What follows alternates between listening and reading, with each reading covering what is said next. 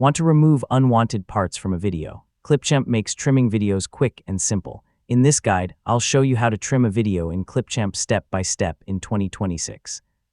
First, open Clipchamp and create a new project, or open an existing project containing your video. Import your video if you haven't already, then drag it onto the timeline. Click the video clip on the timeline to select it. You'll see editing controls around the clip. Make sure you're working with the correct video before trimming. To remove unwanted footage from the beginning, move your cursor to the left edge of the clip. When the trim control appears, click and drag the edge toward the right.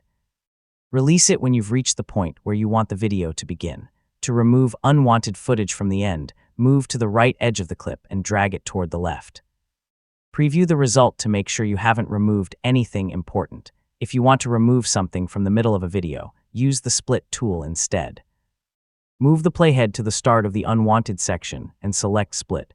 Then move to the end of that section, split again, and delete the section between the two cuts. Now play the video from the beginning and check your edits. Make sure the cuts are smooth and that important content hasn't been removed. Yeah, you can adjust the clip edges again if you need to fine-tune the result.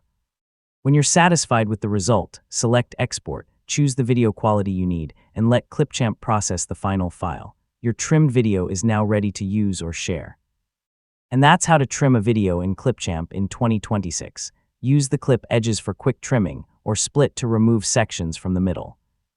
Thanks for watching, and I'll see you in the next tutorial.